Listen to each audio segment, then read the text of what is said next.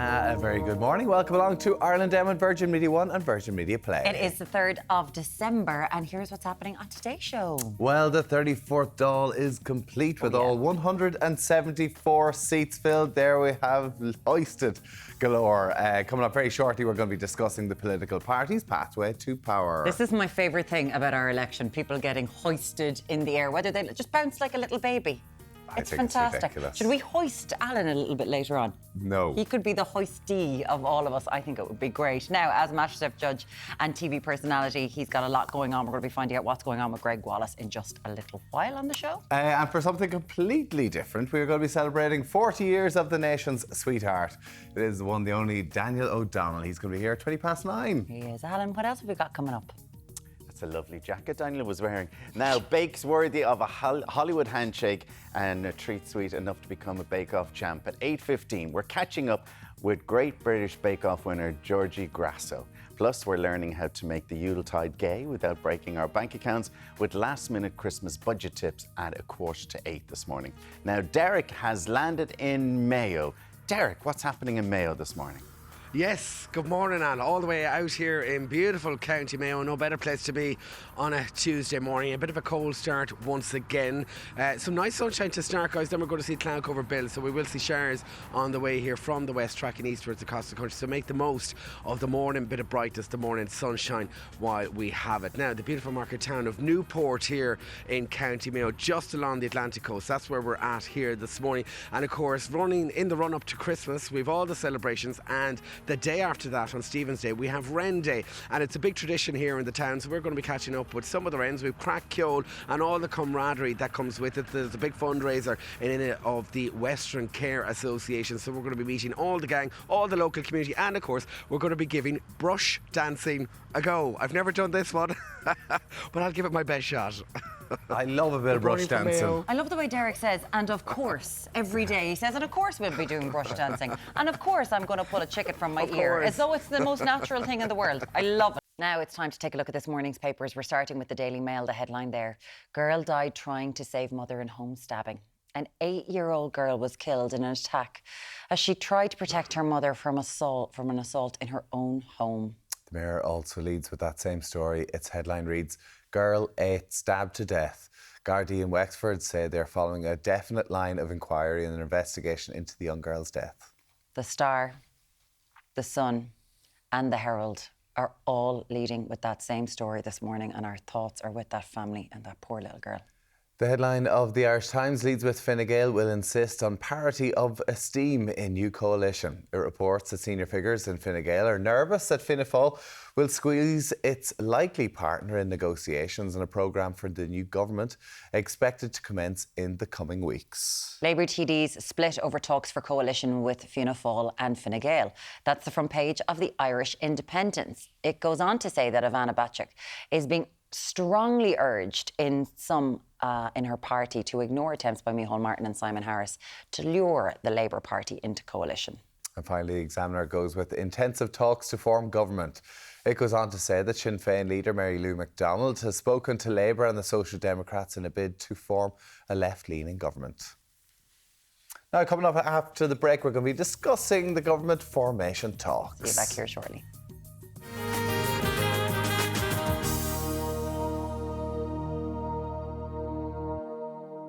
Let's get information. This is what they're going to be singing for the next few weeks. Come on. Simon Harris is all over The that. seats have been Andy Hall. filled, and it's time for the government to get information. Beyonce said it. Let's go, let's go, let's go.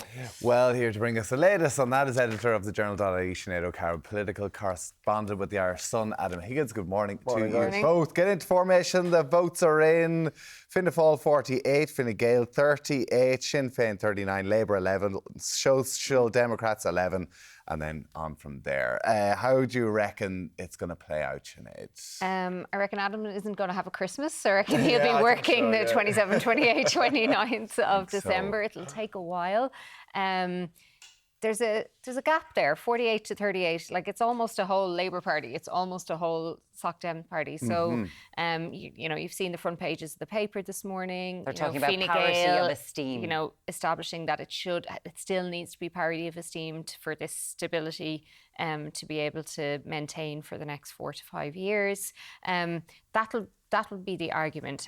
What is parity of esteem? What does it look like? Does it look like a rotating Taoiseach? How many ministries are in it?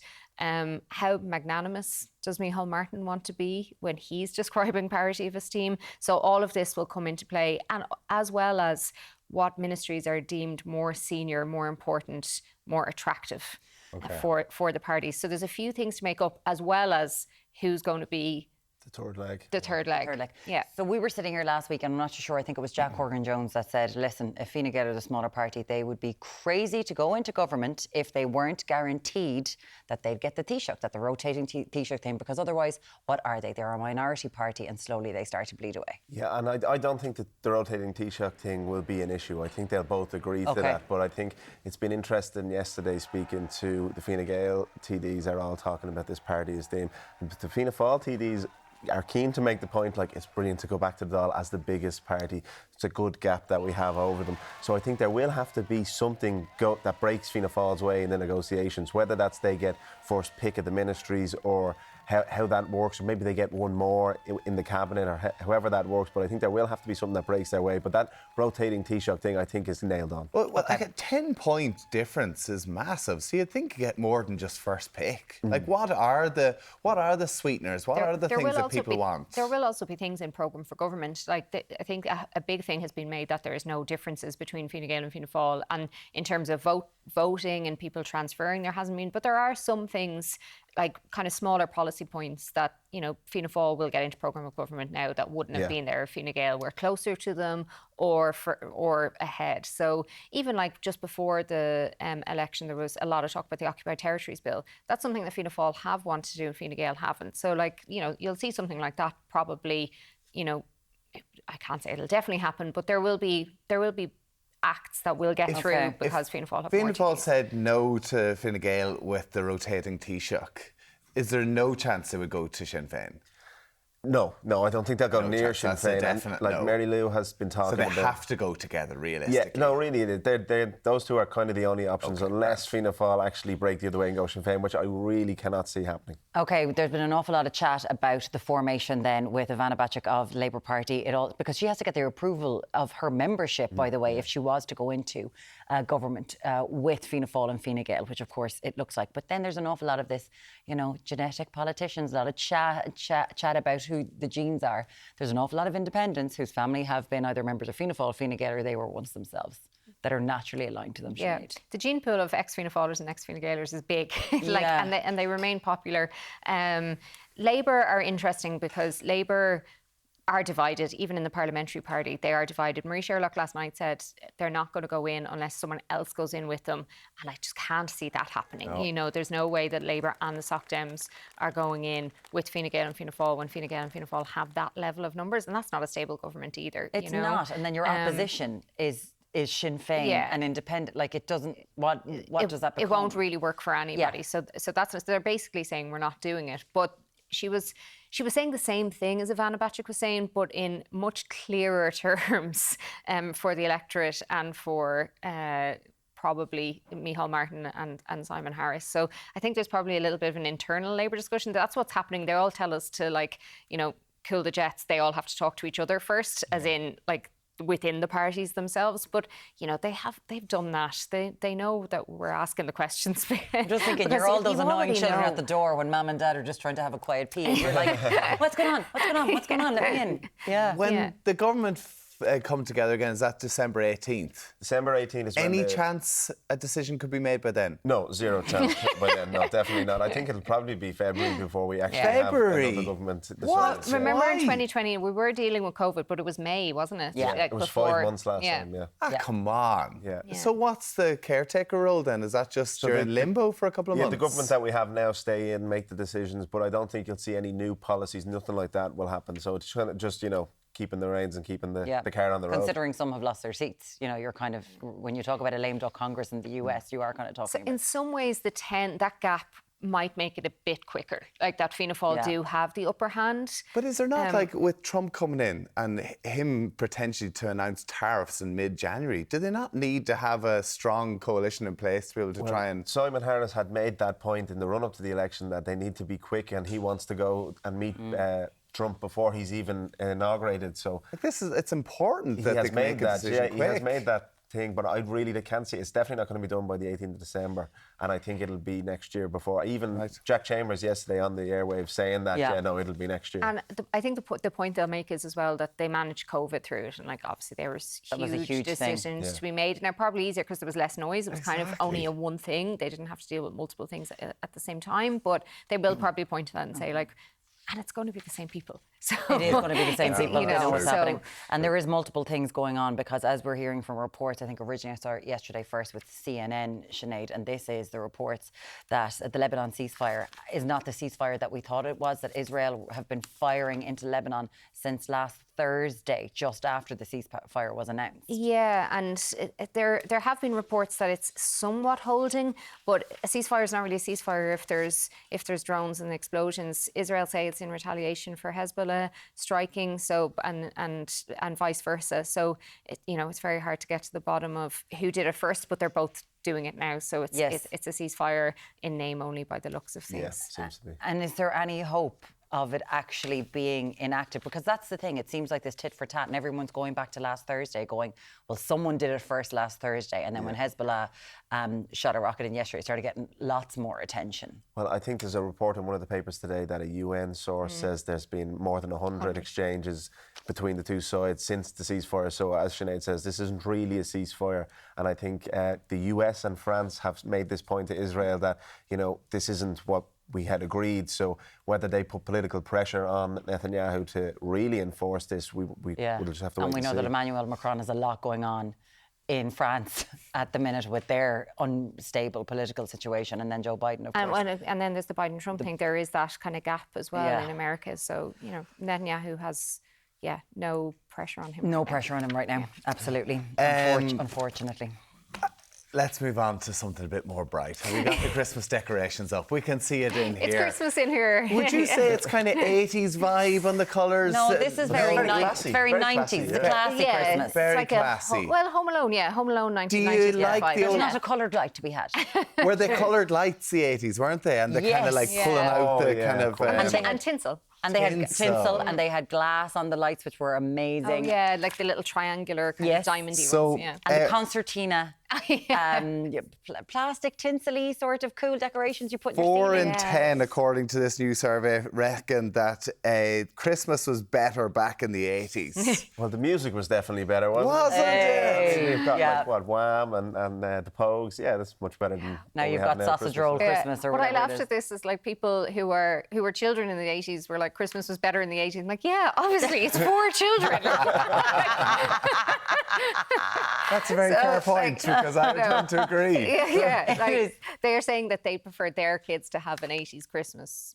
Okay. Yeah, but like, we were kind of a captive audience in the 80s, right? Yeah, 100%. You all had to do the one thing, and everyone had to watch the same stuff. And I still think people have those movie days at Christmas and play board games and everything else. Like that still happens, doesn't it? Yeah. And it old does. 80s movies, whatever else. But yeah, Christmas isn't what it used to be. That's according Well, what to do you people still in this have for survey. Christmas? Because I still get the RT guide and line out what I want to watch. I still Do have you? yes, every Christmas. If it's not Christmas unless you've got the guide, and and then colour delights. Colour delights. I hate white lights. Right. Yeah, board games is another good board one. games. I think some of it as well is that there's, like with families now, there's pressure to do things every holiday, and there's like, there's more events during the year that are kind of made special. So Christmas kind of loses a bit of that because everything else is kind of jazzed up to its level. So I think that's part of it too. There you go. Let us know. Anything you've retained from the 80s or 90s? Was Christmas back in better back in the 80s? What do you reckon? Do you go for the colour delight still or not? 0896 111 111. Adam Higgins from the Irish Sun. Great to have you with us as ever. And Sinead O'Carroll from the Journal.ie. You've got to get back to knocking on the door going, what's going on? Oh, yeah, cool. I'm never doing with that. There's lots more still to come on Ireland AM. See you shortly.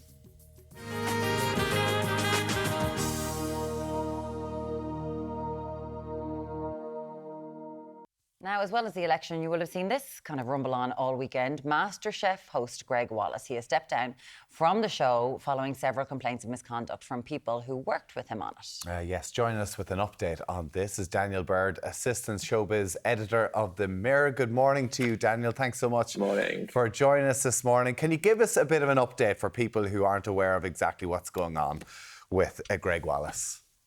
Yes, so Greg Wallace has faced 13 accusations of sexual harassment over the course of 17 years, ranging from young women to much older women, or as he liked to say over the weekend, middle-class women of a certain age, which he strongly denies. But MasterChef obviously aired last night despite the ongoing allegations.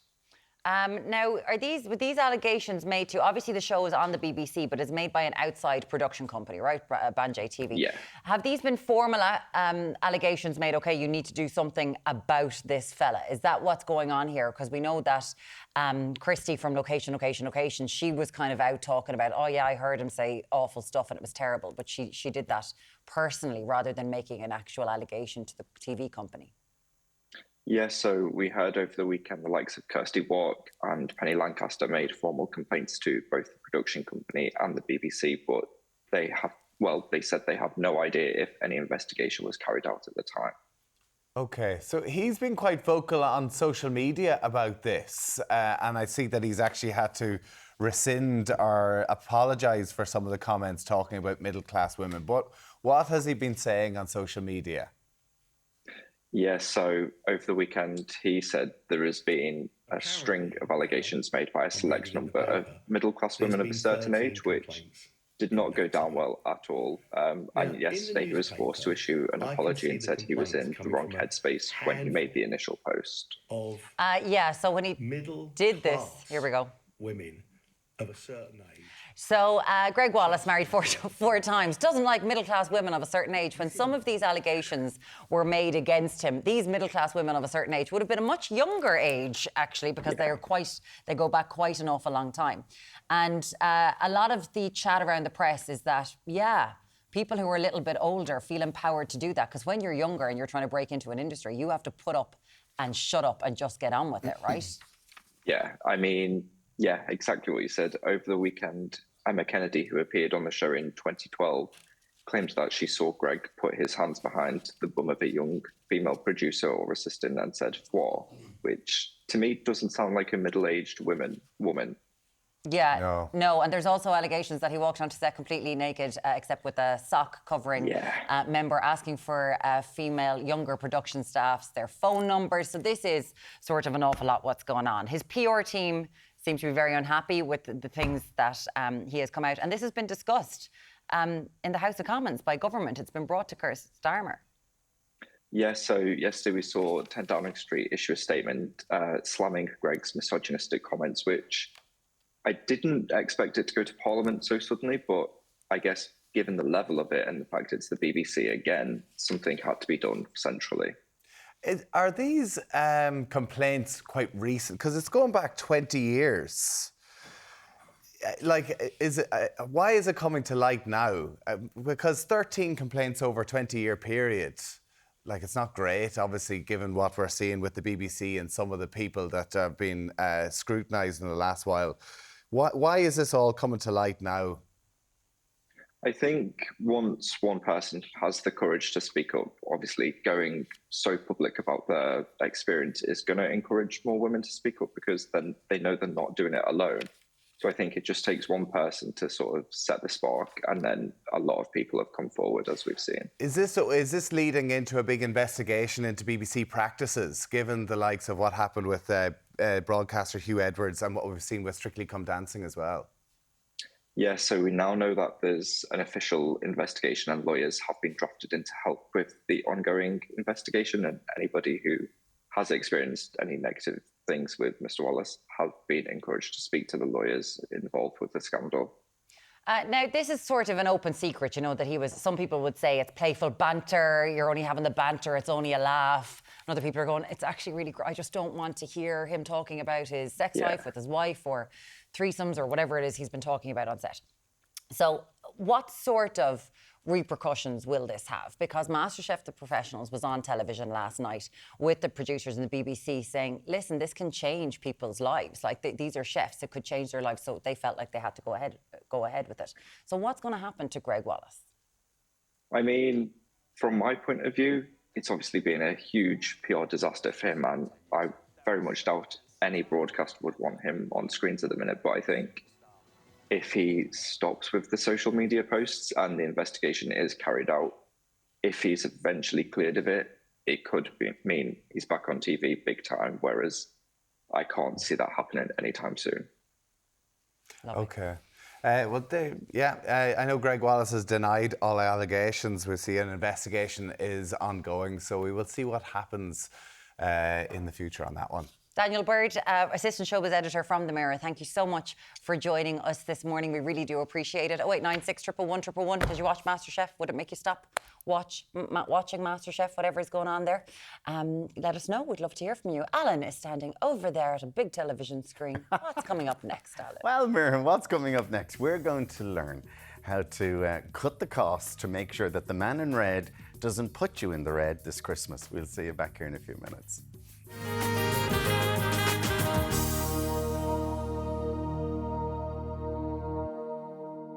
You're very welcome back. Now, the pre-Christmas paychecks have landed, so we're getting up to speed on the sneaky last-minute expenses and cost-cutting hacks in the run-up to the big day. Yes, and here with tips on Yuletide budgeting is financial advisor Paul Merriman. Good morning to you, Paul. Good morning. Do we know roughly how much families spend at Christmas in this country? Yes, well, there's been a recent survey in the Times, the Irish Times, saying it comes in about €2,300 for a family of five. Family. For five, yeah, so 2 out of 3 kids. The only thing I will say about the survey is that it's about €500 set aside for gifts. And I think with 3 children, that might be very optimistic, to be fair, because it's split between the 3 kids. But yeah, you're looking about 2,300, and it covers everything from family like and the shopping as well. Exactly. Yeah, so it covers the shopping, the alcohol. It covers literally everything you think of from Christmas to cover Christmas Day and Stephen's Day. So yeah, you're looking about €2,500. I think I'm going to call that as probably in around probably the kind of low to medium range. You're always going to have a lot more being spent. Even at that, it's an expensive time of year, as we know. Well, it's very expensive, especially if you look at the average salary coming in. Obviously, if you have 2 incomes coming in at this time of year, it's going to be much more beneficial. Goes without saying. So trying to get people to prep, I mean, it's only the 3rd, there is still actually time. If you're paid weekly, it's a little bit easier coming up to Christmas and trying to survive that trap from Christmas payday to January. If you're paid monthly, you really have to be a kind of budget ninja here to make sure your finances go a long way. You're going to be stretched. And like we're seeing it in the supermarkets. Yeah, 100%. I mean, the price of everything is going up. Of course, coming into Christmas, it's only going to be pushed up an extra amount. Yeah. So people they're going to be stretched. They are going to be stretched. Do you advise people, is there any way of trying to manage this period and try to get by, particularly say around if you're hosting Christmas? Like, how do you look after that? Yeah, I think you can start at the very basics, maybe with families trying to get Chris Kindles involved rather than trying to buy for everyone in the household, trying to keep your budget down. I know it sounds a bit like Santa, but make a list who you're buying presents for, what you're doing. And yeah, if you haven't got the money, try and be a little bit more ruthless and really watch your pennies. And that's what it has to come to. A lot of people are going to end up in debt. A lot of people are going to borrow. And I know this might sound strange from a financial planning point of view, but if you think you're going to end up borrowing, try and organise it now this week, rather than panicking and using your overdraft, your credit card, because they're so much more expensive than getting a personal loan. Now, I'm not endorsing everyone runs out and gets personal loans, but if you feel you have to borrow and you're in that situation, the earlier you plan that, the more easier it is to pay it back. How do you do that? What do you do? Well, for argument's sake, if you look at an average cost of 2,300, let's round up to 2.5K. The cheapest personal loan at the moment will be Advent Money. It's going to be costing you in around 8.5%. Versus a credit card, which could be 15% to 22%, or an overdraft, which could be 12% to 18% in cost of interest. So it's about trying to apply for it quickly and get it. And this helps you probably stay on track rather than just getting a $5,000 credit card bill in January. So if you need it, try and get it in early and plan for it. The other thing is there's a really good facility through the credit union for those who are on social welfare. It's called the Make Sense Loan. And you can apply for that from as little as €100 to €2,000. And that's to keep people away from money lenders, but also stop them doing this kind of buy now, pay later. The buy now, pay later is a bit of a trap. If you don't pay it back in time, they're kind of regulated by the central bank as a higher cost of interest. And that's really where people get into difficulty. And the problem with borrowing too much at this time of year is that if you go into default next year, you can't pay the money back. You might have your credit rating impacted, and then you mightn't be able to get the mortgage in the future, get the car loan when it comes around. So it's just trying to eliminate those situations for people. But the buy now, pay later is quite an effective tool if you can afford the repayments on time. Yeah, really well said. And that's if like you can pay it on time. The likes of Klarna is one of those options. Exactly. And if you pay it on time is the big thing here. Some will allow you pay them over 3 months, a little bit longer. But if you miss, you get late payments. If you don't pay it back in time, you kind of roll over into these high interest loans that are exceptionally expensive compared to a typical loan. As I'm saying, if you sit down this week, realistically, like December is going to be an expensive month. So so many people, we know that we can be a bit more frugal in January. Yeah. So maybe the time is to maybe use something like that, get the loan, get yourself in a good position now, and then going into January, February, where you might have a few more. I think it's about preparation. If you can prepare this week, you're going to be, a couple of weeks ahead of yourself. But the people that are going out last minute and are running out of money and putting on the credit card or going to overdraft. Is that the main problem? What are the pitfalls that people literally do go, they're not planned, and then they panic and the credit card comes out? They panic, they feel the pressure of Christmas, the ads are on, you hear what other people are doing, what other people are getting, you get wrapped up in probably everything that Christmas isn't supposed to be, and you end up running muck with your money and, maybe overspending and going to credit card debt. And like I said, the credit card debt and the money lenders is the real problem here for people when it comes to Christmas spending.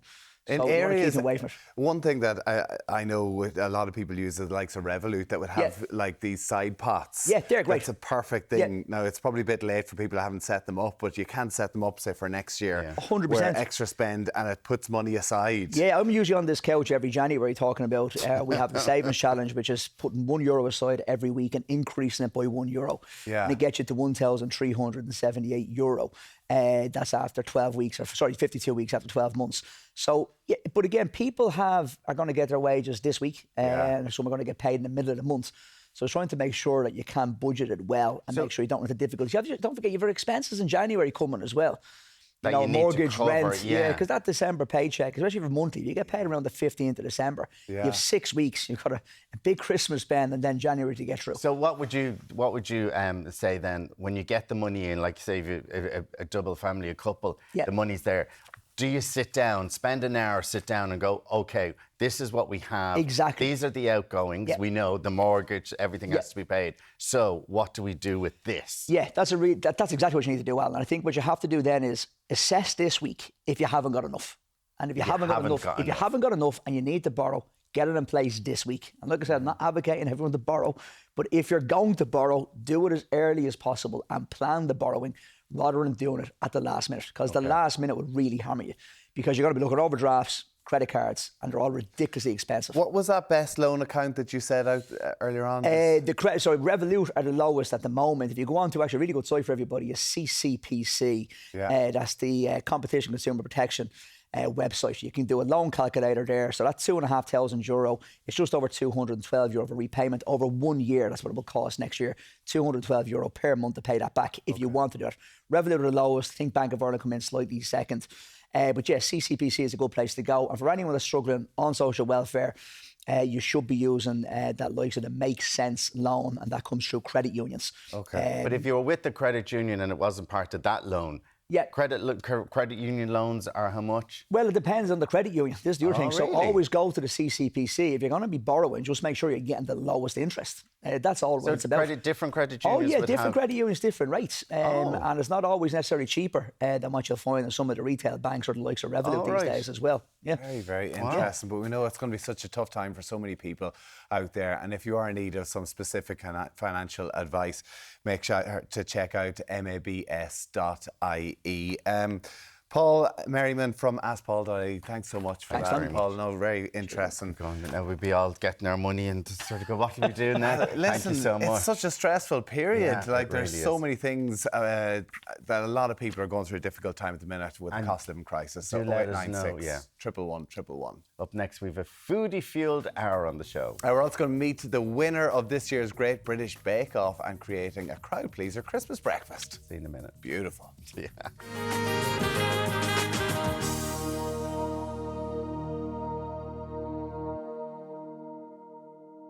Now, welcome back. It's time now to look at this morning's papers. We're going to start with the Daily Mail first time today. And the headline there, it's that devastating story. Girl died trying to save mother in home stabbing. An 8-year-old girl was killed in an attack as she tried to protect her mother from an assault in her own home. The Mirror also leads with that same story. Its headline reads, Girl 8 stabbed to death. Gardaí and Wexford say they're following a definite line of inquiry in their investigation into the young girl's death. The Star, the Sun and the Herald are all leading with that terrible story this morning. The headline on the Irish Times leads with Fine Gael will insist on parity of esteem in new coalition. It reports that senior figures in Fine Gael are nervous that Fianna Fáil will squeeze its likely partner in negotiations on a programme for new government expected to commence in the coming weeks.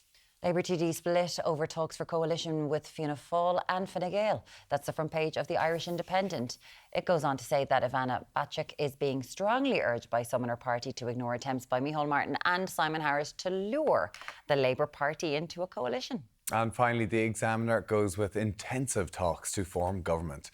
It goes on to say that Sinn Féin leader Mary Lou McDonald has spoken to Labour and the Social Democrats in a bid to form a left-leaning government. Now, we were discussing that earlier on and the ramifications and when we might see a government or whatever else. After Christmas. They're all going away now and we'll have a little Christmas. We'll talk about that in January. Well, because no one wants to... talking about middle of February. Because our wonderful texters don't want to talk about government formation either. They do want to talk about Christmas. We all do. Christmas memories. And this was a survey we were talking about earlier on, which found that 4 in 10 of over 35s reckon that Christmas was better in the 80s. Yeah. In the 80s. And a lot of these people in the survey were born in the 80s. So you're going to be like, when Santa used to give me the good presents. Yeah, exactly. That's when my favourite time was. Although there is something like the 80s movies, 80s music. The music was definitely better. Top of the Pops and all. You just I know the 90s music was pretty good. Come on now, stay on the day. And Marie says here, and this is an old one now, every year. Are you with the coloured lights or the white lights? Well, the coloured lights are back in, I think. Are they? Yeah. I'm seeing a lot more trees with coloured lights. I have never had a tree that didn't have coloured lights on it in my entire life. Really? Do you have a picture of Marie? Yeah, she sent in a picture of her tree. This is Marie's tree here. It's not Christmas without your... There you go. The coloured lights. Yes. Is there tinsel and all on that? Yeah, the whole thing. Yeah. Do you know decorated trees? No, there's no tinsel in that. Is there no tinsel? But yeah, the tinsel. See, it's the tinsel and the beads and the old... see, that's what people love. There's still that debate. Yeah, beads, there you go. In your house, coloured lights, Tommy? Well, the mixture, maybe. No, what white is lights. it? We have white lights and we have some coloured lights as well. On a different little tree. Oh, we have two trees. Yeah. Oh, yeah. I think Christmas has to be tacky. No, it doesn't, Myrne. It can be tasteful. Classy Christmas is boring. Tacky Christmas. Why Lorraine, do you want tacky Christmas? Love tacky. It's the best time to be tacky. Lorraine, Santa still puts an apple and an orange into my children's Christmas stockings, which is something that Lorraine got as well. Fair play. And Jules says, RTE guide, Moran Tick. Yes. Homemade sausage rolls. Yeah. Oh. Beautiful. Delicious. 80s Christmas movies. Yes. Board games. No. Dad jokes at the dinner table. Well, yes. Pulling the crackers, of course. Very demure, very mindful. At my in-laws, you're not allowed to move on to the next Christmas cracker joke or riddle until you've gotten the last one. It can go on for hours. Well, until you guess the answer. Until you get the answer right. In a joke. Yeah, and they will sit there. Oh, and like, they will, what does... And then whatever. And you have to keep guessing. It could be 2 hours sitting at the table. No, come on. Unbelievable. It's unbelievable. I was like, jokes. the first time I was there, I was okay, Christmas jokes, send them in from 0896 111 your best 111. Frosty and his snowballs. Did you just give away That's the answer. That's the answer. Okay, so I hope someone gives us the joke rather than Tommy just giving us the answer. Say it could go on, it won't go on. I'm going to be moving on to the break because I got the answer. Oh, go on. Just send us in your best Christmas jokes. Mary says Christmas was definitely better in the 80s. All the coloured lights, the tinsel. We spent time with each other, watching movies. Music was definitely better back then. I think you still do that. I know, we can still get together. 0896 111 send us in your messages, please, and thank you for getting in touch. I'm trying to think what the joke is to get on, to get Fozzie it. and I a was trying to snowball. work What is it? I had a great Christmas 'Cause he had joke last week. snowballs. something Because about he had Santa. snow, but that's Anyway. what it is. Okay, Anyway. Yeah. because he had snow, that was it. Okay. After the break, she dodged soggy bottoms to come out on top of the Great British Bake Off. This year's champion, Georgie Grasso, is going to be checking in after the break. Looking forward to chatting See to you in her. a few minutes.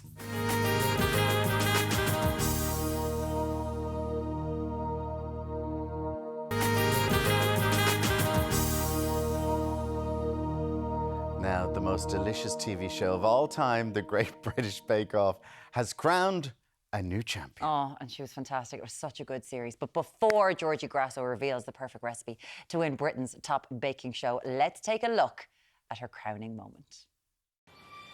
The winner of the Great British Bake Off 2024 is Georgie.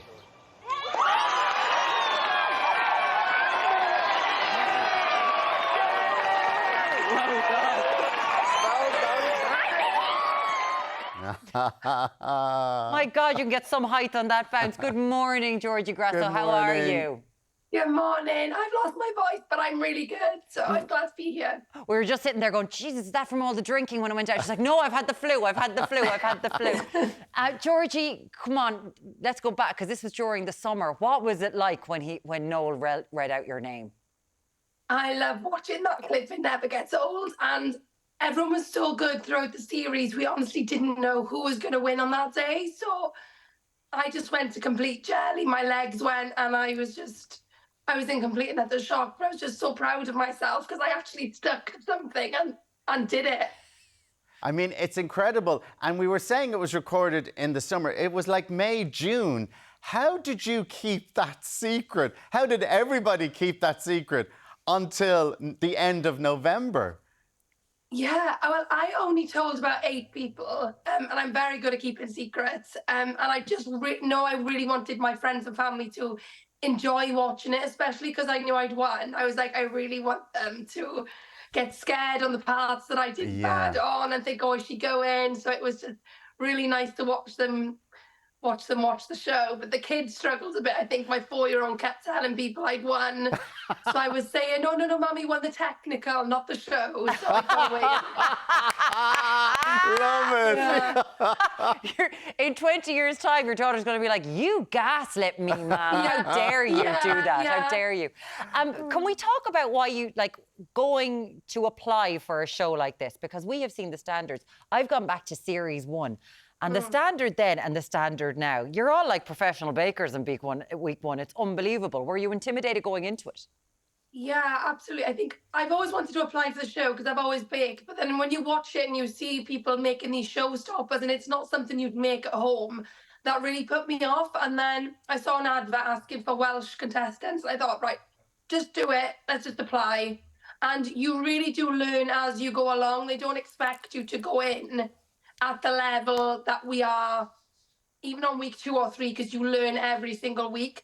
But I remember after week 1, I turned around and I was like, oh gosh, what have I done? And everyone is professional here and I'm actually just a home cook. So I was really scared. So that's when I thought, I have to up my game here and really practice. Well, you certainly did it, and you were the first Welsh winner. So applause to that, the first Welsh winner. Yeah, I mean, when you're watching it, and I was saying, me and Miriam watched it every week, and we'd come in on Wednesday morning and we'd be chatting. Did you see what happened last night? Did you see what happened last night? And you were amazing. You looked like you became great friends. But obviously there is that competitive edge there also. Were you as close as it looked? Absolutely, and it is. You do go in and think, "Oh, have people got a game plan? What are people doing?" But I promise you, no, I don't. Well, I don't think anyone did. I definitely didn't. And the whole way through, we all just wanted to help each other. I think because the standard was so high, we all knew that anyone could have won. you know, there was no kind of like, this, you know, this person could go here, we could go this far. It was anyone could have won at any point. It was just that when they went, they just had a bad day. And we all just loved each other and really wanted to help each other get along. It's cast so well because you really did complement each other. You know, Nelly was bonkers, and then you were very much, you know, minding people, kind of like the mother. And Christian's voice, God only knows if he would be Scottish, Netherlands or Irish one day. You didn't have a clue. But tell us about the behind the scenes, because obviously you're baking in extreme heat some days. You're living, you're at the weekend, you're obviously staying at the hotel and you're in and out of the tent. Yeah. How long are the days? How is it with the judges and how is it with Alison and Noel?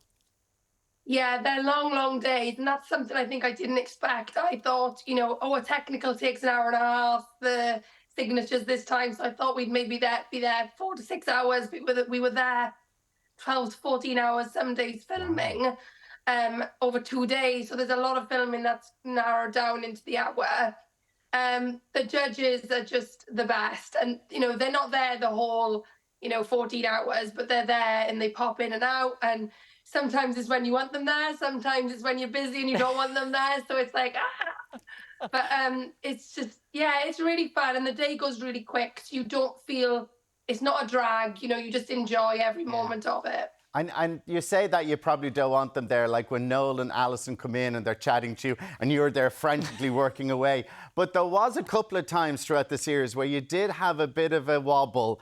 And especially one of the episodes where you're literally just giving it up and you were going, I can't do this. And Alison took you aside and gave you a good talking to, and then you came back and you got your act together then again. So what was happening in those moments?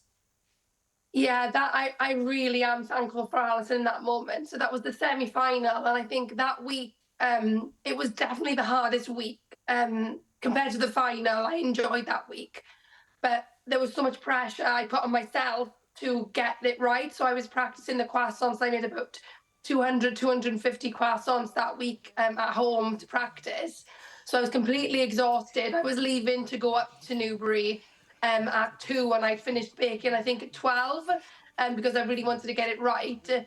And one thing with my ADHD is that I can't read and comprehend things very well.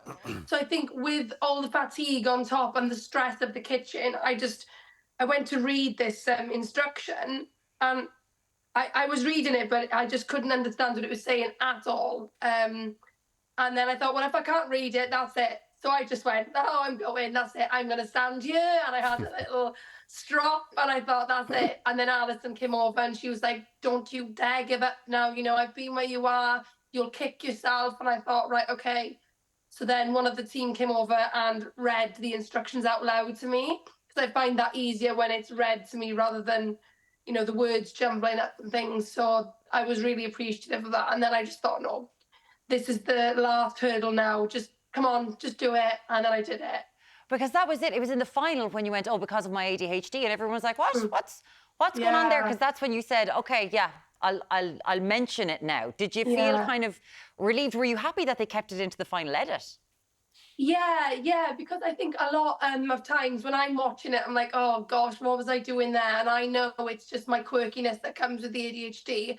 And I think Noel had asked me, am I OCD? Because I was really being like, putting things here, there, and everywhere, and being really super organised. And I was like, oh no, I've got ADHD. And even Noel was like, oh, it makes sense now. So I think a lot of people had that kind of, I get it now. And so I'm really glad they kept that in, because it does explain a lot of things that I do during the show. So, Georgie, as you're saying, the first Welsh winner. So what's next then? What's the next chapter for you? I honestly have absolutely loved working with the production teams and TV, and, you know, being on here with you guys is amazing. I've absolutely loved it. It just feels really natural to me. So I'd love to bring out a book and, you know, delve into the TV world, but obviously it's really competitive. So I'm going to work really hard and hopefully, you know, continue in that space. But I'm sharing lots of recipes online now. You know, I love teaching kids how to cook as well. I think it's really important to teach the younger generation as well. So I'm going to be sharing my recipes online and hopefully bring out a book soon. That's the goal anyway. Well, it was an utter Yeah, joy it was. to watch you on the television thank screen you. and see your family. People can find you at Georgie Grasso if they want to see everything that you're doing and all of your recipes. Huge congratulations. The first Welsh winner. Your first Welsh winner. Georgie Grasso, thanks so much for joining us. Thank you. Thank you so much for having me on. Yeah. Thanks a million. She was Lovely, amazing. Lovely. See, I know, we loved it. We really did. That's why you have to go back and watch old episodes. And that's what I'm doing right now, and it is amazing. Anyway, still to come. Do you know what? From Sweets, we'll go into the kitchen. Yeah, we we should do that. We've got a savoury bake. And Gina Daly's making pigs in blanket as well. Oh, see you back here in a few minutes. That name.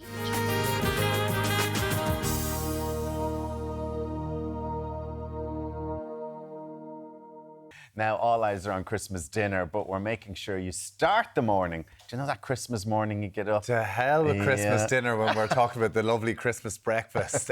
We're going to be making some lovely pigs and blankets. We've got some, potato? Mash browns. Mash browns Gina with Gina Daly. Daly. Good morning, Gina. How are you? I'm good, thank you very much. A mash brown, so that's kind of like a mashed potato. Yeah, so if you have leftover spuds, mash or boiled potatoes, you can make these really nice hash browns.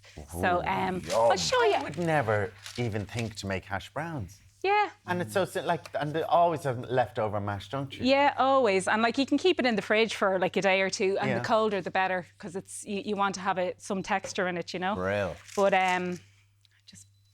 Right, so what are we doing first? Okay, The so pigs and first I'm going to blankets start first. with pigs and blankets. They're so simple. So you just get your regular sausages, Yeah. whichever ones you like. Grand I job. just have some gloves on, so I'm not contaminating the place. Beautiful. And I'm using smoked streaky bacon. Okay. You can use pancetta or you can use a rasher. Yeah. But the thinner the bacon, the crispier the sausage is going to be, and that's going to be, you want it nice. And you can use like even a cocktail sausage or something as You well. can make kinda smaller them- ones, and Yeah. people usually do them with their dinner on a Christmas day as well, so you Yeah. throw them on. And it's as simple as Getting your I am. Roll it up. There you go. roll your sausage. rolling it up. And you were saying there's honey, or do you do something with the So honey? what I do then is I'm going to make a hot honey. So a very simple one. Hot honey is all the rage at the moment. And it's Nothing so on it simple beats to that. make. And I think people are like, every time I show it, where'd you buy it? And I'm like, I make What do my you mean own. hot honey? Just warmed up honey? No. No. It's It's spicy, so it's a little kick to it. spicy So it's got honey. chili in it. So you can do it a Oh. couple of different ways. I make it with sriracha and honey, a little bit of salt for an extra kick. And you just pour it over them. So literally pop them onto a tray like this. Just rough and ready. They don't have to be perfect. perfect. I take these Oh, off. lovely. And I'm laughing. I did You this with your before. parts from paper and I everything. put a glove on. I was doing a demo before, and I put a glove on, and I picked the chicken up with the the wrong other hand. Yeah. And everyone's like, the wrong hand. Yeah, exactly. So it Called turned out into on like a telly. comedy show then. Do you put the hot honey on them now? So what you can cook these off for a few minutes if you want to. I usually do either air fryer or the oven. So air know you fryer, do the air fryer. 20 minutes. So if you're doing the air fryer, cover the bottom because you don't want the honey to stick to it. You can pour it over now, so it's going to get really caramelized and sticky. Or if you just want it as a little glaze, You you don't can have. brush it You're on. not doing. You have So it- I'm going to show you now. It's just quickly. Because it can burn, I'd say, if you put it on in too high heat. It can, but if you keep the heat, the temperature you're around putting honey 180. and sriracha So you put your honey in, you let it heat up for a second, and just a tiny touch of sriracha. Now you can do chili flakes, you can do anything, like any kind of spiciness that you want. And if you want a little bit of an edge to it, just a little bit of salt. And then all little you bit do, of what? Salt. Oh, salt. And you just mix And it all that's it. together. And that's it. So it's and just what heating up on the pan there. very, very simple. And then you just. you can brush it on, or if you want loads. Will they not burn because of the honey? No, on like top the of it? honey, no, it'll be fine. They'll be absolutely fine. The honey will go all sticky.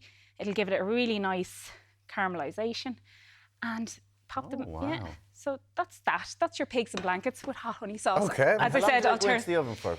until they're cooked. 20 minutes. 20 minutes. Until cooked. I'd say about Nice and brown. in the oven they usually take about 25 minutes. Okay. You want the sausages sausages to be nice and brown, and the You definitely want you need these sausages cooked. You have a full house in the oven today. We're very sweating. excited for this, I was meant to Gina. put my apron on, but they put my microphone on before I took my jacket off, so Okay. I'm stuck with Well, it. you're today. looking very snaz. Thank you very much. Very chilled for So Christmas Day. to be doing Next, this.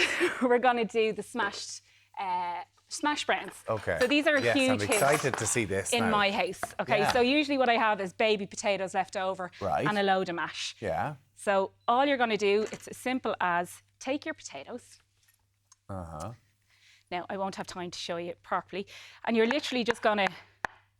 So, you know, if you get a hash brown in, say, a big food chain, Yeah, and there's McDonald's, tiny little square pieces Yeah. of potato in it, that's the kind of effect you're going to get from this. So you keep chopping them until you have really small Right. chunks, and you can just keep going Right. until you get them all done. And then with your mashed potato then as well, you're going to mix them together. Oh, the mash and the potatoes. Yeah, now this is probably just going to be a disaster.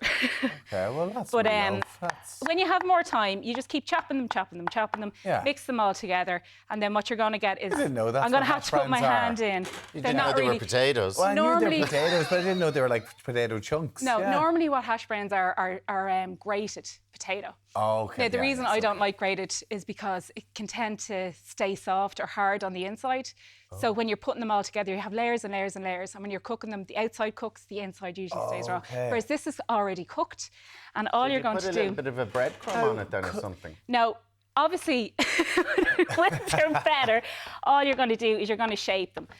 So when you have more time, this probably wasn't the best idea to do it on time. It's a good idea. Like, But it gives you the can make idea. it, yeah. You make them into whatever shape you And want. you could, instead of chopping them if you didn't want to, you could grate those boiled potatoes. And would you put any potentially. seasoning in it, Gina? I put salt and pepper. So my mash is already seasoned. So there's butter, there's milk, there's Oh, salt and right, pepper. So you okay. can put paprika.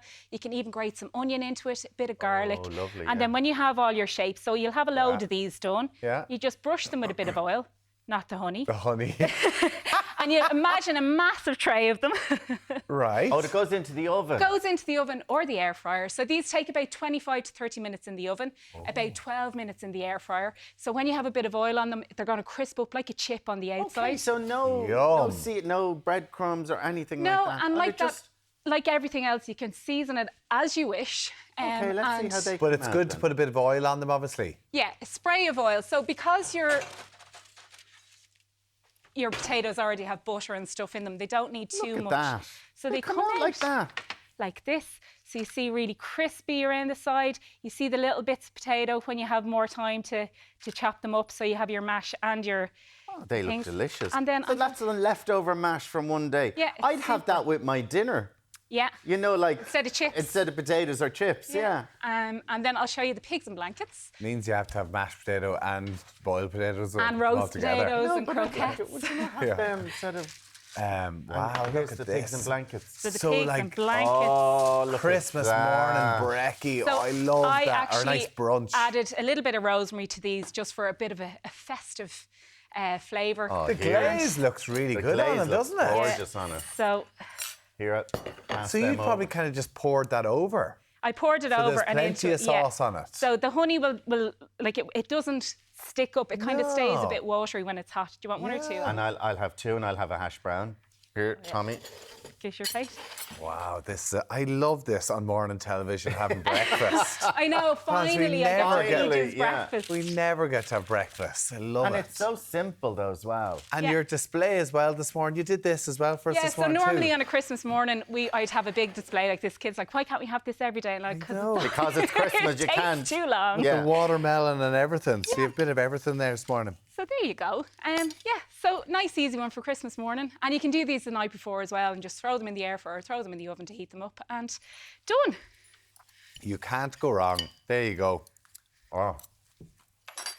Gina, Very nice. dish. Thank you so much. Oh, it's very hot. Thank you, Gina. Thanks, Delicious. guys. There you go. We're going to take a quick break. We'll see you in a few minutes.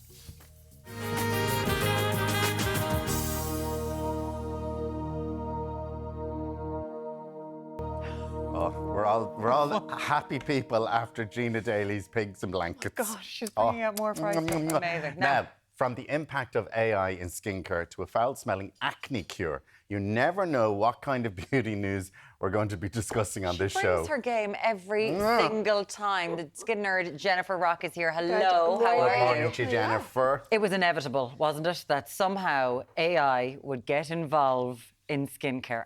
What's going on with ChatGPT? So the reality is actually set to be a 13.34 billion sector by 2030. So it's not something to be snubbed, and AI is absolutely here. It's not coming, it is here. I remember attending a conference in France a decade ago and just being blown away by the concept, because it wasn't part of our everyday terminology at this stage. You were talking about it 10 years ago, wow. And when you go online to your e-commerce sites, any website, and you get like your live chat, and they kind of have a, you know, a non-human answer it, if you will, that's an element of AI already being incorporated into our day-to-day that we come across all of the time.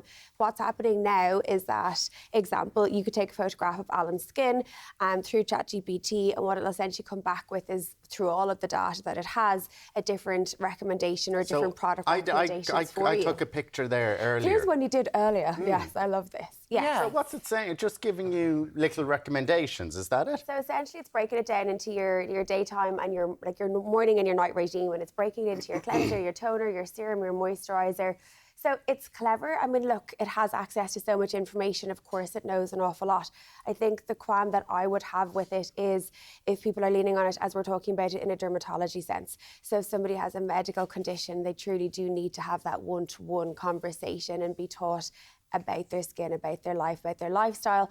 And then, of course, you can't get anything other than your over-the-counter products through it. So my reluctance is when people are using it for medical conversations. They shouldn't be doing that. But like when I was taking that picture, obviously you can take pictures in there might be different light on you, or you might have, like, I'd makeup on. So like, is there a way of doing it? Should your skin be clean? Should you be in a bright light? Like, is there all this thing into it? I mean, look, my whole world of the Skin Nerd is based on online photographs. But for me, I'm probably older school, where I love people and guidance, but I still think there's a way to bring AI in. So back to your point, taking a photograph in daylight and then monitoring it, but maybe not taking everything verbatim, just, you know, really starting off, as you always say, cleansing, seruming, SPFing and everything else from there. And just be careful when it's medical, you still need the medical practitioner. Because just looking at that there, it is what, you know, double cleanse, drink a bit of water, do your skin tone.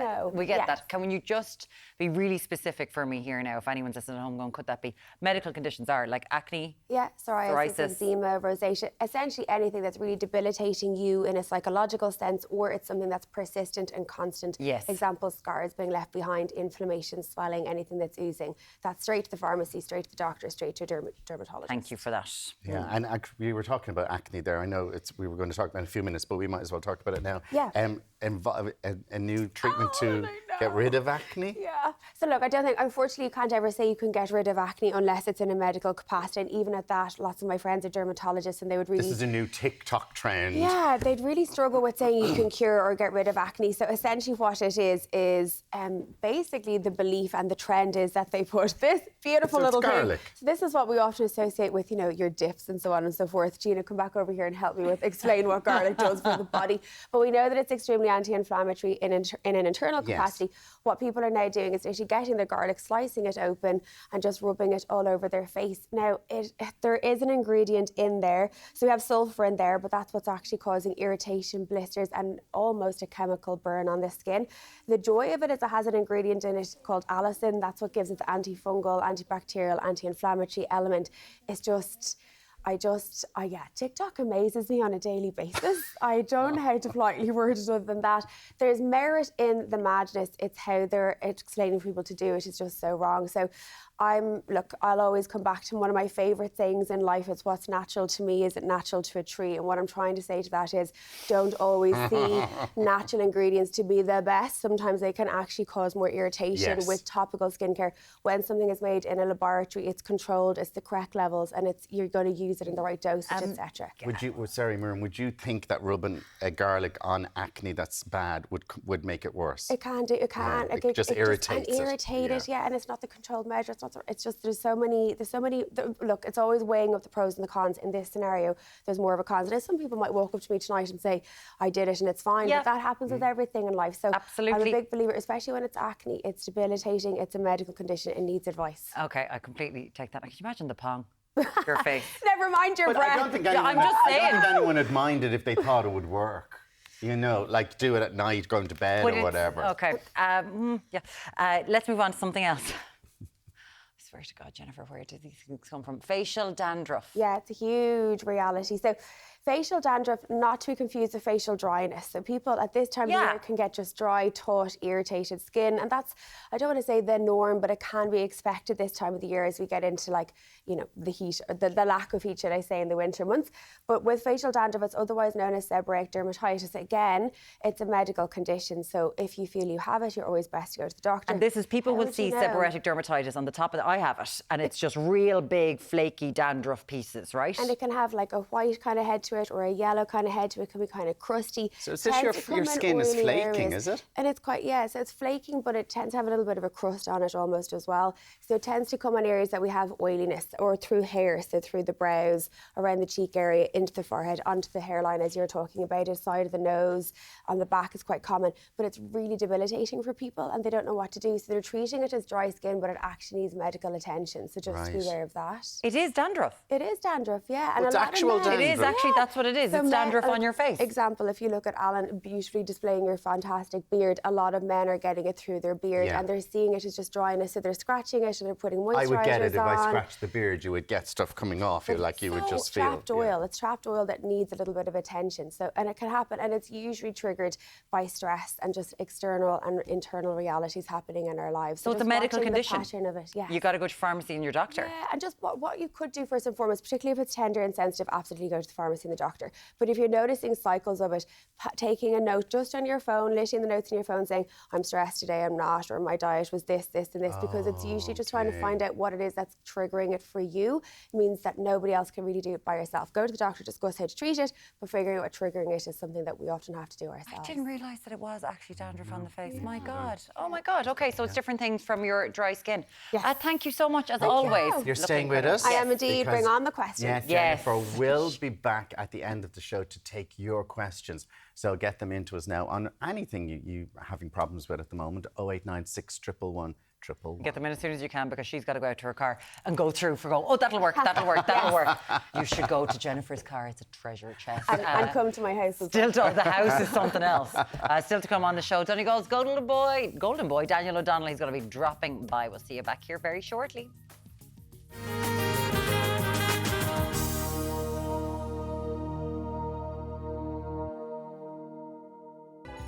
This week on Ireland AM, we've teamed up with Sage Appliances to give one lucky winner the chance to win 2 amazing prizes. You could be in with a chance to win the Oracle Jet coffee machine and the Paradise 9 food processor to elevate your kitchen this Christmas. The Sage Paradise 9 is a compact yet powerful food processor that makes meal preparation faster, simpler and more convenient. Enjoy exceptional cafe quality coffee at home with built-in barista guidance. With faster performance and user-friendly interface, you'll be crafting exceptional coffee with the Oracle Jet in no time. So for your chance to win, just answer this question. What is typically ground to make coffee? Is it A, tea leaves, or B, coffee beans? To enter, call 1550 999 880 or text TREAT to 57199. Best of luck.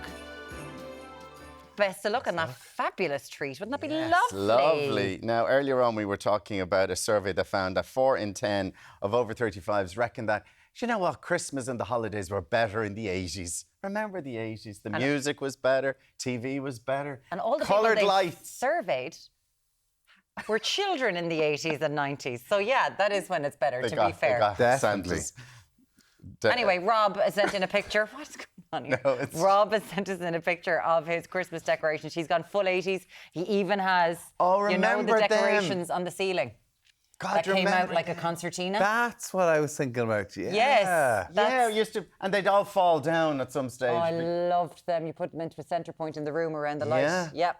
Fantastic. Well done, Rob, for keeping those in such good nick. Lots of people are talking about coloured lights. You got to go back to the coloured lights. And I think they're trying to replicate those 80s decorations. I saw someplace selling them online there recently. Wow. And we were looking for your best Christmas joke as well, Kathleen. How do you make antifreeze? Take away our blanket. How much does Santa's sleigh cost? Nothing. It was on the house. I'm Googling here. Oh, Derek didn't like that one. I asked my wife what she wanted for Christmas. She told me nothing would make me happier than a diamond necklace. So I bought her nothing. There you go. And the one we were thinking about earlier on, what's the difference between snowmen and snow ladies? Snowballs. That was it. That's the one you were thinking about. There was a strike in Santa's workshop. There was a problem with elephant safety. Anyway, there you have it.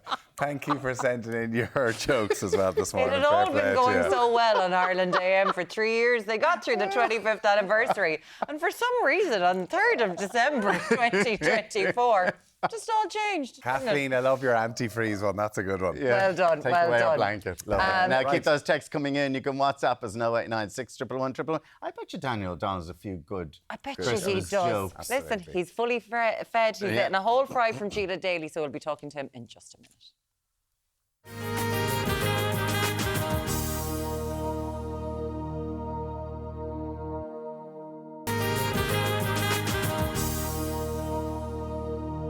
Welcome back to Ireland AM. Our next guest is the only artist to have an album place in the UK charts every year since 1988. Phenomenal, with a career spanning 40 years and a loyal fan base like no other. Please welcome the iconic Daniel O'Donnell. Good morning, Daniel. Morning, good to see Lovely you. to have you. You've had the fry, you're feeling good. Oh, sure, listen, I was never as well fed. They're never as well fed, but because you've we won't make you sing, so do you know what? That's good. We're going to take a look back on 40 years of fabulous music with Daniel. Especially when it happens, he's an exile from that dear lovely isle of Innisfree. Without you, my whole world would just cease to be. I need you to know you are all that I need. I want to dance with you, hold you in my arms once more. That's what they invented dancing for. I just want to dance with you. With a powder blue suit. I loves it. So where would you Gorgeous. get it? Good morning. It's a beautiful suit. Oh, listen. It's a hanger. I was about to say, do you still have it in the wardrobe? Oh, God, it wouldn't fit me I now, would I don't just think. stop, go away. Good morning. Great to be here. It's so lovely to have you. And I Thank think you. just hearing that song, when you hear it, you think Daniel O'Donnell straight away. You almost didn't record one of your most famous tracks. I know. Well, it was the last one. I had it on my list, and we were finished recording, and I just said to them, I have another song that I really like. And I said, is there time? And they said, how sure we have enough time. And we recorded I Want to Dance With You. And, you know, even when I was singing it, it just felt, maybe it was a wee bit different to what I was recording at the time, or maybe the approach they did was different. And then when I heard the recorded version, I suppose with the accordion on it, it maybe wasn't written to have an accordion on it. But, you know, it was... And then, yeah, of course, it was written by John Prine, the late John Prine, Roger Cook. Yeah. And then, of course, John's wife is from Ardra. It's amazing how things turn around, you know. Small world. I love that how you asked back then, do I have time for it? Where now you're at the stage of your career where you've launched your new album through the years. It's got 40 songs in it. I know, imagine. to recognise... No getting away from me. Once you put it on, a you're career stuck. of 40 years. I mean, it's pretty remarkable. How do you, like, the hunger to still record 40 songs, though, is amazing. Well, I record, I'm actually going in, hopefully tomorrow, to record the album for next year. I've some recorded already. Right. And just to start on it, I've about another maybe 8 or 9 songs to do before we have the album. Don't be selling next year's album. Let's sell this year's album. But anyway, this album is kind of looking right through from the beginning to up until, you know, now. Yeah. The first song I recorded was My Donegal Shore. That was 1983. The 40 years as the first album was in 84. I actually started with Margaret in 1981. And this January, it'll be 44 years. 44 years since you started with Margaret, with your... Oh, yeah. my God. Mm-hmm. 44 years. Mm-hmm. Like, that longevity is unbelievable. And I think when you get to that level, you can go, put my face on a vinyl. Oh, is that what you did with your new vinyl? Isn't that just mighty? Sure. Do we have a picture of Daniel's face? Oh, God. Oh, we don't. Your face is on the vinyl. Just as well. I know. I didn't know it was until I pulled out. I was looking. They told me, you look at this now and talk about the album and the CD. And sure, I pulled out the album, the big face. You've got your face on it. You wouldn't want to be shy. Special surprise on the vinyl. You wouldn't want a dodgy needle on that, you know? No, you wouldn't. Because there's no lines on this face. No. You could run a record on that face, no bother. Whatever about the AI cream or whatever they have. Whenever you're touring, when you have, say, 40 songs on an album, like, is it hard to pick? Like, is there obviously songs that are your favourite, but then the crowd go crazy if you don't want to sing certain ones? There's songs that we would always do, like I Want to Dance With You and Stand Beside Me and Our House Is a Home. But then sometimes people would write, you know, requests or notes looking for songs. And the band are great. They can just, you know, I suppose they're very adaptable and they can, I don't know how they can just read something and play it. And off they go. Off they go. And that's so important to what is a Daniel O'Donnell gig, because it can be impromptu. The story is, well, I remember it. Sometimes I start singing it and I have to write a bit in the middle myself because I can't mind the words. Can you do that? Oh, I'll tell you, I write more than you ever think. I just don't get the royalties for it. Anyone can let us know going, has he changed the words to Caledonia there? What's going on there? But there was a point, and I don't, because I suppose you have been around, like, you know, you were on our TV screens my whole life. You've just been amazing. But there was a point where you almost thought about giving it up. Well, just about the end of 1985, I said I started Margaret in 81. I was with her till 83, made my first record in 83. And then from 83 to 86, I had, you know, a few different make-up of bands, you know, just around Ireland. And we would go to the UK as well. But at the end of 85, I was then, you know, coming 24. And, you know, when I looked, I suppose at that time I was I'm still know a lot of the people from school, but you're not that long away from school. And some of them had good jobs and some of them were getting married. And here was I flitting about, you know.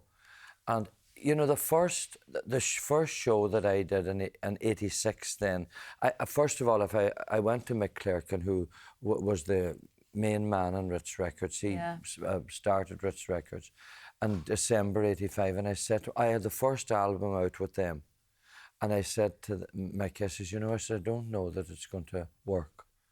And he then said to me, well, we're getting good reaction to this album. It's starting to get airplay. He says, I think if you just re-looked, you know, at your band situation, and at that time a friend of mine, Nan Moy, was looking after the dates and managing what I was doing, but Nan and I really didn't know how to progress. So I then in 86, Mick introduced me to Sean Riley, who became my manager, and Sean was my manager until 2016. And Sean's daughter Pamela's getting married on Friday, so I want to wish her and her future husband all the very best. I mean, from there, your career just took off. I mean, then in 86 was... And touring all over the world and performing with some incredible artists. So like Cliff, you name them, you performed alongside them. We were thinking, though, probably the highlight, though, must be you and former President Mary McAleese breaking into the Gaeltacht. What the hell happened? We were there? at a Just Gael in Glencullen at the course there. This is a number of years ago, and it's a great course. They do a great job, and Mary McAleese, she still goes every year. I keep saying I'm going back, and something always keeps me from it. But on the evening, one of the evenings, they had like a night of music and, you know, folklore and stories.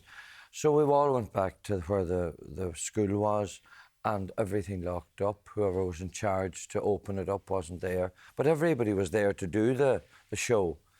And, of course, we went round, and Mary was with me, and we seen this window that was kind of half open. And I thought, wonder could I open that? So I kind of reached up and got it open, but sure, I couldn't get up. So here was I, climbing up, and Mary McAleese pushing me. I said, if anybody sees us now, me breaking in, helped by the President of Ireland. So did you get in? We did. I got the place opened up. And were you head first going through the window? She took no pleasure. That's a sight a lot of people would have loved to have had.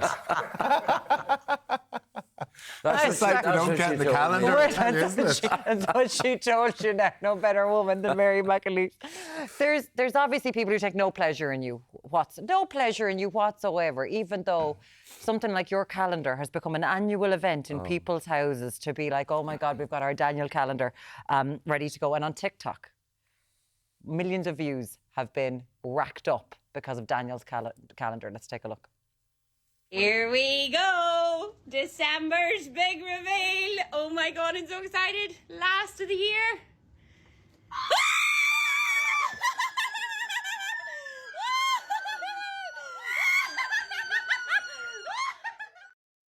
There you have it. There's Mary Ellen. Mary Ellen Hughes. What do you think of that? Is that the reaction for everybody who opens? I don't know. That's amazing. Did you know when you got into that red jacket that you were like, this is going to make someone's day? Nailed it. I think that pitch is higher. I only saw that a couple of months ago. It came out somewhere. You were opening up, I think it was October. Yeah. You know, and I thought, God, that's a sight altogether, you know. A sight now is like amazing. That's amazing. Well, careful, I'm glad you clarified we say that. Donegal, God, that's a sight. That's a sight. It's great. It's amazing. Like, terrible could be awful, and if it's terrible good, it's great. It's great. Well, you know, it's had millions of views. Mary Ellen does this every month. The reaction. And when I seen that, I said I might do a 52-week. Well, I know one woman who'd want it because we're now joined by the woman herself, Mary Ellen Hughes. Oh my God! Hello, Mary Ellen. Hello, Daniel. How are you doing? He's here. I think your pitch is getting higher. Over here. I think your pitch is getting higher. I know. I have a very squeaky voice, Daniel, don't I? Oh, matey. Mary, please tell us, Mary Ellen, where you got the voice to start posting the videos, your reaction to the surprise of what Daniel's going to look like every month. Oh, well, like we've been doing that there for a long time, so we have, and I just thought it was quite funny because it's always Mummy's reaction because she, no matter what, she's jumping up and down, and then my girls, it's a family event now, so it is. So I just thought it would be funny to share it on TikTok, but never imagined that, you know, it would reach the heights, Daniel, that you have brought me to. So thank you. He really does give back to his fans. Imagine, there you do, are. yes, you but do. you genuinely like millions of views. It's incredible. Yeah. You're proper famous. I know, and you know what? There's people from all over the world, and I got a lovely wee message during the week from people just saying, you know, it reminds them of their own families back here in Ireland, and they look forward to it every month. And then there was another one said that it's their their monthly reminder to pay their rent whenever they see the video. They have to pay their rent. Mary Ellen, look how useful you are. You're an economic necessity for some people. I'm like the rent man now. You're a rent boy. That's what you've just called yourself on national television. Well, now we know that your family absolutely love Daniel. We've got your mother, yourself, your children. You're all involved, and I think they're coming to Armagh. Are you coming to the show in Armagh? We are. We Yeah. were very kindly gifted tickets there, so I'm not going to say too much because I'm going to gift them out to my sisters. So Oh God, here we go. They're not watching.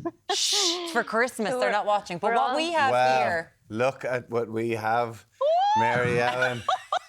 Exclusive, the new calendar. We're going to get to see January. No sneak peeks. Really? Would you like to see January, or is it too early? Oh, you better leave January. Do you know what? I feel bad doing it without my mother. No, you better We not. can't. You're absolutely right. Let's do this again.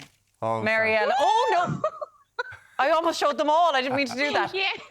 Boo! I'm sure January is just going to be the best start to the year. Oh, I'm I looking can forward see. to it. I can see right here. It's going to be a good start to 2025. Is that the one with the Happy top off? Is it? That's I think there's a gap in the market for that, Daniel. Now, you know. Mary. There was a time, TikTok. Mary Ellen, but not anymore. Talk to OnlyFans. Hold on.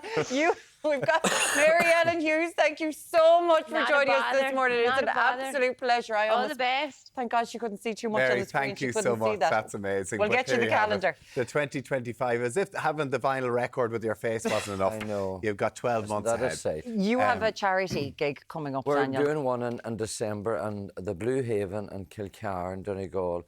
I'm on with a group of other good singers. I'll not name them all. You'll see it on the Facebook.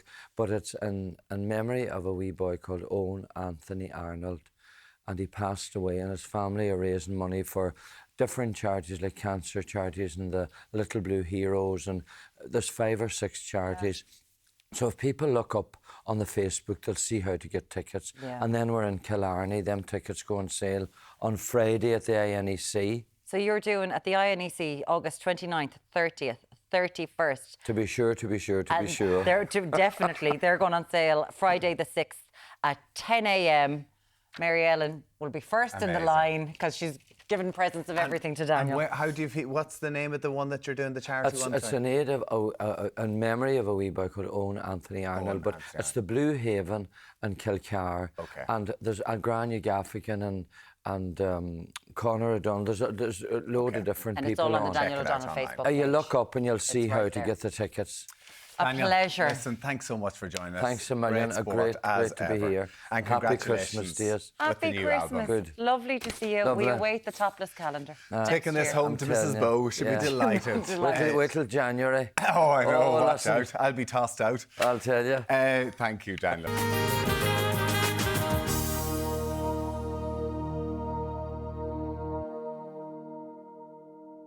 Now, while everyone's focusing on Christmas, towns around the country are getting ready for the real event, Wren Day. Wren Day. Yes, Derek's travelled to Newport Town in Mayo to get involved in their festive preparations. Derek, how's it Wren going? Day. Oh, yes, guys. Welcome down here to Newport in County Mayo. What a beautiful part of the world. And, of course, we're here to celebrate Law on Droleen, which is otherwise known as, Stephen? The Wren Day. Yes, absolutely. How are you, Derek? Yeah, I'm great, Brendan. Lovely to have you with us here this morning. Now, first up, tell us about the Wren Day. Give us a little bit of history on Law on Droleen. Well, the Wren Day, or Law on Droleen, will be a traditional day on the 26th of December where people would dress up in costume, go around and maybe perform in maybe bars or around houses, and they will collect money for their efforts. So it's a really, really traditional day, a really big up in Donegal, down in Kerry, and we're hoping to make it even bigger here in Mayo. Even bigger here in County Mayo. And of course, you've roped in a lot of people to help you. Listen, yeah, it's going to be a fundraiser for Western Care, Derek. So we've got the Moffat School of Dancing involved, along with Coltis Mayo.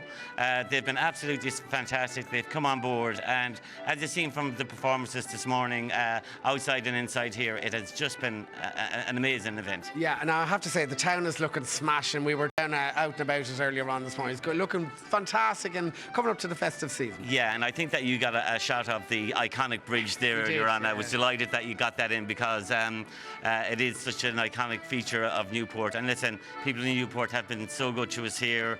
This event off the ground, getting our fundraising campaign for the Wren Day and that kind of stuff. Now, all for a very special cause for the Western Care Association. Tell us a little bit about them.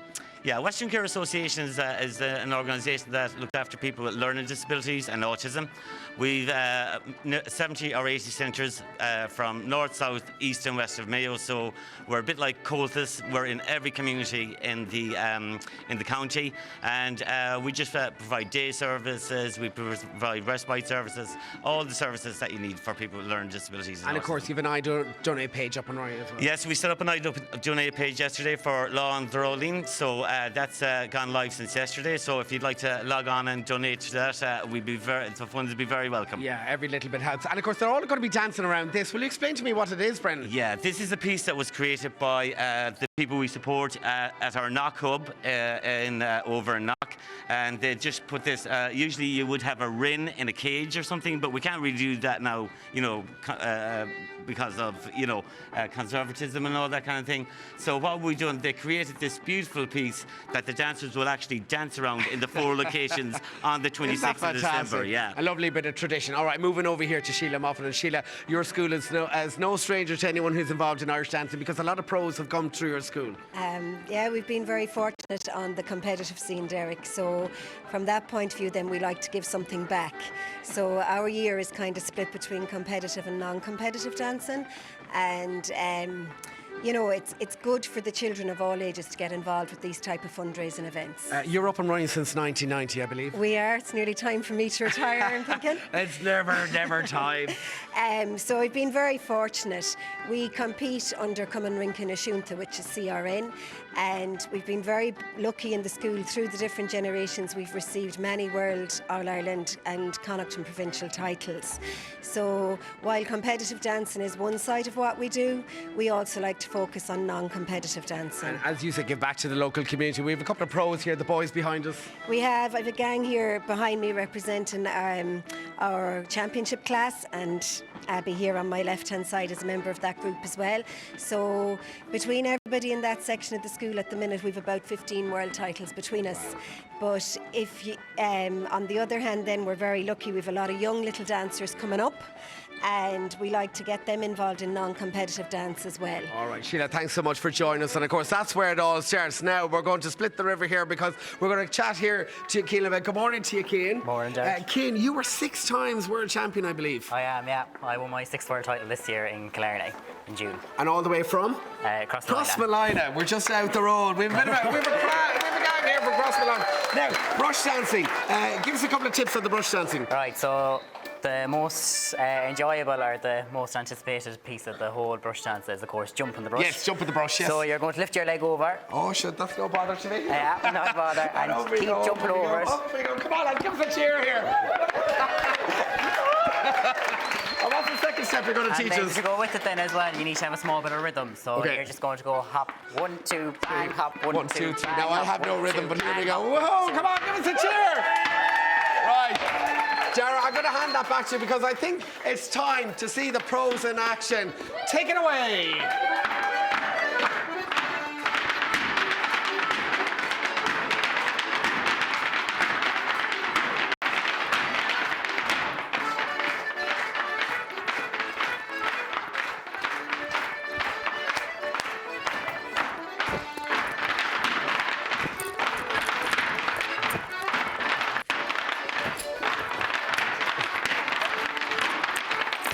When are we doing the brush dance? Ah, now we're talking. There we go. And you get the under. There we go. Look at that. Here we go. I'd buy tickets to see this. But they're still going. They're still going. There we go. Thank you so much, Derek. That was brilliant. Well done, guys. We don't know if he's broken a brush or a camera, but he's broken. There we go. He's broken something. I was getting some good speed You're on that. enjoying that now. No, I'm getting. Thanks very much, Derek, and to everybody down in Mayo this start. Yes. Mayo too. You okay? You had a breath there? Loving Is that it. lovely? Now, after the break, we're tackling your skincare conundrums. We'll brush away the problems. The Skin Nerd is answering your questions after this quick break. Don't go anywhere. Brush dancing's handy. It's fine.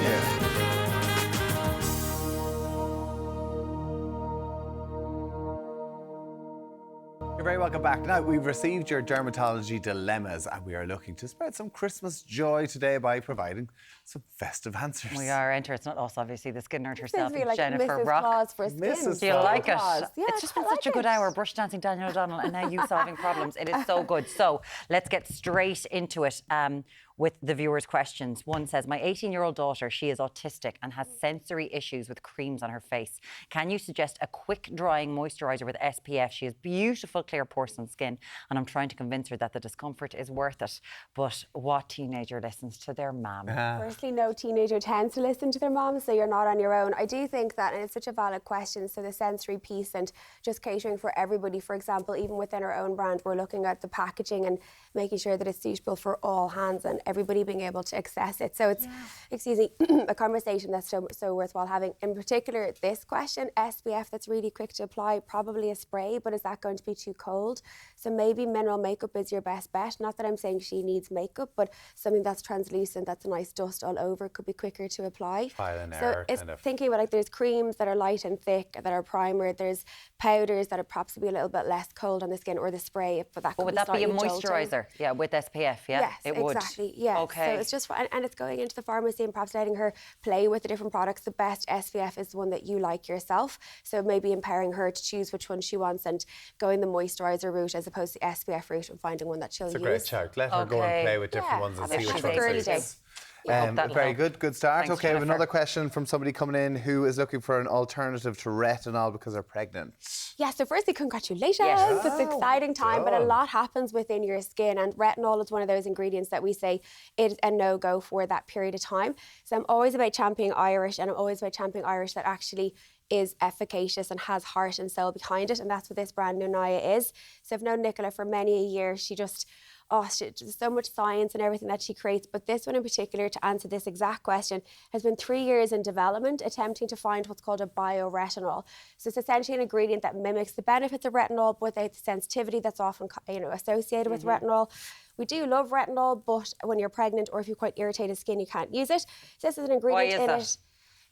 Why can't you use it? It causes irritation. Gotcha. Yeah, and I suppose there's a whole conversation wider than that with retinol. But this particular product has Selva Biome in it, which essentially is the bioretinol, has phytoceramides. So feel that slip that you're putting on. Imagine that on your face. It's ideal. It's got antioxidants, got essential fatty acids in there. But ultimately, the texture, the tone, it really helps strengthen the barrier. So it's more than just a bioretinol. It really is extremely anti-aging, really hydrating, perfectly safe for pregnancy and for very irritated skin. And it's 80% organic too, which I think, again, going back to how the skincare sector is changing, is something to be aware of and responsible for. Lovely. Now, Zara, what is a good stocking filler, safe skincare product for a minor? So much filling the Christmas list for teens, and I want to get something safe for my teenage daughter. Do you remember earlier on in the year we covered a segment about teens, tweens, and what we spoke about at that particular segment was how vast and how long the Christmas list is. And so now I really feel for the parents coming up to that time of the year now going, well, what do I actually get? Because it's been asked of me. So a brand that really has exploded on TikTok, and I say that in a positive way, is Bioma. And what Bioma, this particular product, the one that's in front of you, is their hydrating serum. Really affordable, readily available, but it's got squalene and glycerine in it, which is essentially what we call emollients in skincare. So they just lock in moisture. They just hydrate the skin. It's got ceramides in there as well. So it's called your triceramide complex. So it's not like peptides. It's not like those other ones that they're wanting. Okay. And look are there others as well as that serum? Yes. Okay. They have a whole different range. colours and stuff. Exactly. That's what's attracting and the Tommy, teenagers you're right. and stuff, isn't it? That's what they want. So like we're trying to bridge a gap now of something that's safe, but has the colours. So you're appeasing the teen, tween, make sure that they like it on their bathroom cabinet, but it's also very safe for the skin. Okay, we're going to blast through these in 2 minutes. An alternative to moisturisers for dry skin.